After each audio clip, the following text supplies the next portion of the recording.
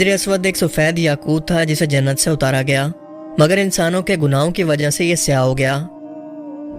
ترمذی شریف کی ایک روایت ہے کہ حجر اسود اور مقام ابراہیم جنت کے یاقوتوں میں سے 2 یاقوت ہیں، اور اگر اللہ تعالیٰ ان کی روشنی کو ختم نہ فرماتے تو یہ پوری زمین و آسمان کو اپنی روشنی سے روشن کر دیتے ہیں۔ اسلامی روایات کے مطابق جب حضرت ابراہیم علیہ السلام اور ان کے بیٹے حضرت اسماعیل علیہ السلام خانہ کعبہ کی تعمیر کر رہے تھے تو جبرائیل علیہ السلام نے یہ پتھر انہیں جنت سے لا کر دیا، جسے ابراہیم علیہ السلام نے اپنے ہاتھوں سے کعبہ کی دیوار کے اندر نصب کیا۔ سن 606 عیسوی کے اندر جب رسول اللہ صلی اللہ علیہ وآلہ وسلم کی عمر 35 سال تھی، تب سیلاب نے کعبہ کی عمارت کو سخت نقصان پہنچایا اور قریش مکہ نے اس کی دوبارہ تعمیر کی۔ لیکن جب حجر اسود کو رکھنے کا مسئلہ آیا تو تمام قبائل آپس میں جھگڑ پڑے، کیونکہ ہر قبیلے کی یہی خواہش تھی کہ یہ سعادت اسے ہی نصیب ہو۔ رسول اللہ صلی اللہ علیہ وآلہ وسلم نے اس جھگڑے کو طے کرنے کے لیے یہ طریقہ کار اختیار کیا کہ حجر اسود کو ایک چادر کے اندر رکھا اور تمام قبیلے کے سرداروں سے کہا کہ وہ اس چادر کے کونوں کو پکڑ کر اٹھائیں۔ لہٰذا سب نے مل کر اس چادر کو اٹھایا، اور جب یہ چادر اس مقام پر پہنچی جہاں پر اس کو رکھا جانا تھا تو آپ صلی اللہ علیہ وآلہ وسلم نے خود اپنے مبارک ہاتھوں سے اس کو کعبہ کی دیوار میں نصب کیا۔ سن 64 ہجری میں جب مکہ میں حضرت زبیر بن عوام کے بیٹے عبداللہ بن زبیر کی حکومت تھی تو یزید کے حکم پر حجاج بن یوسف کی فوج نے کعبہ پر منجیقوں سے پتھر برسائے اور پھر آگ لگا دی، جس سے حجر اسود کے 1 سے 3 ٹکڑے ہو گئے۔ اس کے بعد عباسی خلیفہ معتصم باللہ کے دور کے اندر سن 930 عیسوی کے اندر ایک کرامتی سردار ابو طاہر حجر اسود کو اکھاڑ کر اپنے ساتھ بحرین لے گیا۔ یہ بھی بالکل ابراہہ کی طرح خانہ کعبہ کو تباہ کر کے اپنا خود کا کعبہ بنانے کی خواہش رکھتا تھا تاکہ لوگ وہاں پر بحرین میں اس کے پاس حج کرنے کے لیے آیا کریں۔ کرامتی دراصل ایک فرقہ تھا جو کہ خود کو مسلمان کہتا تھا، مگر اس کے عقیدے اسلام سے بالکل الگ تھے، بالکل اسلام کے مخالف تھے۔ ابو طاہر کرامتی ایک انتہائی ظالم انسان تھا، کیونکہ اس نے اچانک سے خانہ کعبہ پر حملہ کر کے وہاں موجود 30,000 حاجیوں کو قتل کیا، کعبہ کے اندر اپنے فوجی اور گھوڑوں کے ساتھ داخل ہوا، کعبہ کے آس پاس موجود سب کچھ لوٹ لیا، غلاف کعبہ کے ٹکڑے ٹکڑے کر کے اپنے فوجیوں میں بانٹ دیے، اور نشے کی حالت کے اندر کعبے کے سامنے اونچی آواز کے اندر چیختے ہوئے آواز لگائی کہ باخدا یہ میں ہوں، خدا پیدا کرتا ہے اور میں مارتا ہوں۔ اس نے حاجیوں کا تمام مال و اسباب لوٹ لیا، ان کی عورتوں اور بچوں کو اپنے سپاہیوں کے اندر غلام بنا کر تقسیم کر دیا، حجر اسود کو اکھاڑ کر اپنے ساتھ لے گیا، مکہ کے تمام لوگوں کے گھر بار اور ان کے مال و متاع کو لوٹ لیا، اور یہاں سے روانہ ہوتے وقت یہ اعلان کر گیا کہ آئندہ کے بعد یہ حج اس کے شہر میں ہوا کرے گا۔ اس ظالم شخص نے حاجیوں کی لاشوں کو آب زمزم کے کنویں کے اندر ڈال دیا، جبکہ جو لوگ بچ گئے ان کی لاشوں کو سڑکوں پر سڑنے کے لیے چھوڑ دیا۔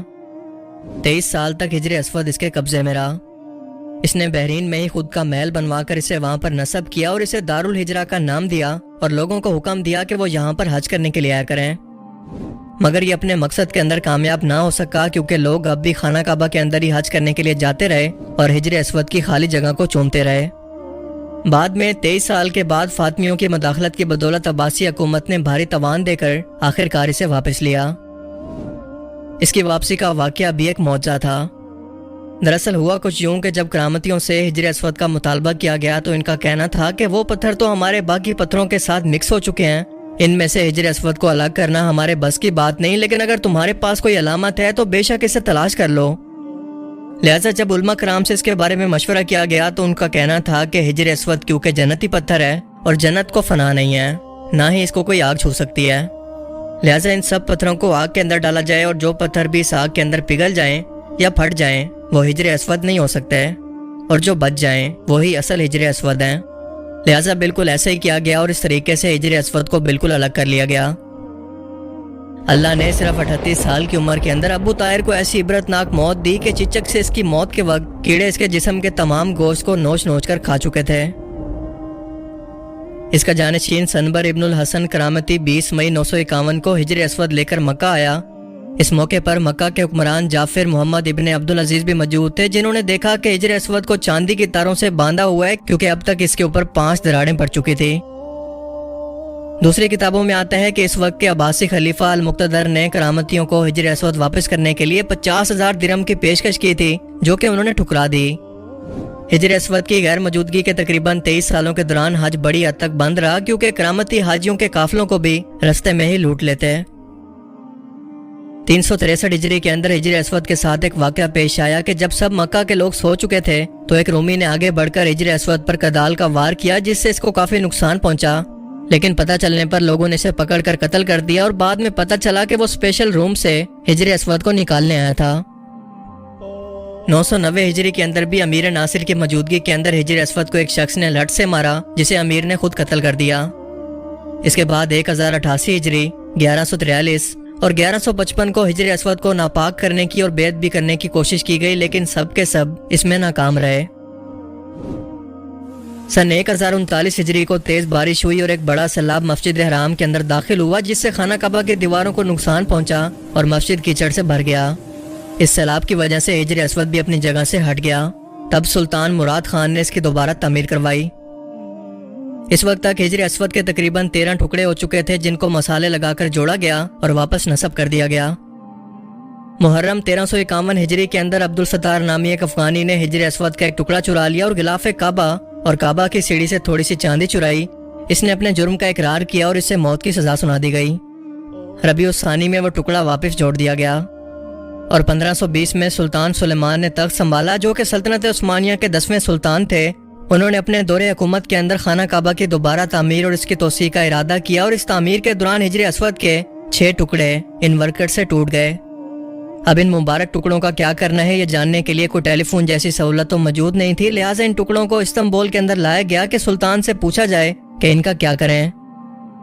سلطان سلیمان نے علماء کرام کے مشورے کے بعد یہ حکم دیا کہ اب اگر آپ لوگ ان ٹکڑوں کو لے کر استنبول آئے گئے ہیں تو انہیں یہیں پر رکھیں، بے شک ہم ان کی حفاظت اچھی طرح سے کر سکتے ہیں۔ لہٰذا یہ ٹکڑے ان کے محل کے اندر رکھوا دیے گئے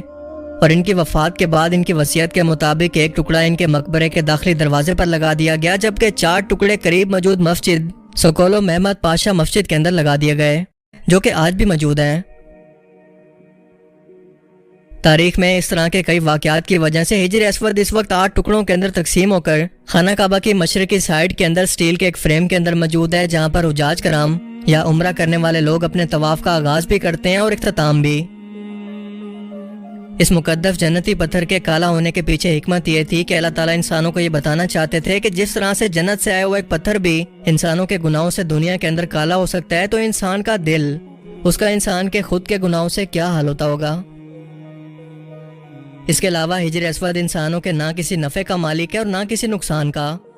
اس کی اہمیت صرف اس لیے ہے کہ اس کی نسبت رسول اللہ صلی اللہ علیہ وآلہ وسلم سے جڑی ہے، اور اسی لیے رسول اللہ کی سنت کے مطابق ہر مسلمان اسے بوسہ دے کر آپ کی اس سنت پر عمل کرتے ہیں۔ یعنی مسلمان اس پتھر کی تعظیم کرتے ہیں، اس کی عبادت نہیں کرتے، اور ایسا ہو بھی نہیں سکتا، کیونکہ اگر کسی بھی پتھر کی یا کسی بھی بت کی عبادت کرنی ہوتی ہے تو وہ آپ کے سامنے موجود ہوتا ہے، جبکہ ہجر اسود کم از کم 5 فیٹ اونچائی پر موجود ہے۔ اور اگر یہی لاجک مان لی جائے کہ مسلمان اس پتھر کی عبادت کرتے ہیں، تو کیا یہودی دیوار گریا کے سامنے جو رو رو کر معافیا مانگتے ہیں تو رات کی تلاوت کرتے ہیں، تو کیا وہ ان پتھر کی دیواروں کی پرستش کرتے ہیں؟ ہم جانتے ہیں کہ ایسا نہیں ہے۔ رسول اللہ صلی اللہ علیہ وآلہ وسلم کی واضح ترین حدیث مبارکہ کے مطابق اس ہجر اسود یعنی کالے پتھر کو جنت سے زمین پر بھیجا گیا، جو 7 آسمانوں کے اوپر موجود ہے۔ اس کا اصل رنگ انتہائی سفید تھا۔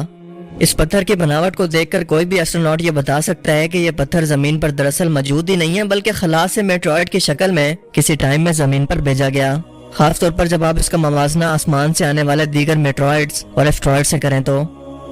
حیرت انگیز طور پر اگر آپ اس پتھر کی ٹائم ٹو ٹائم لی گئی تصویروں کو دیکھیں تو آپ کو پتہ چلے گا کہ وقت کے ساتھ ساتھ اس کا رنگ سیاہ یعنی کالا ترین ہو رہا ہے،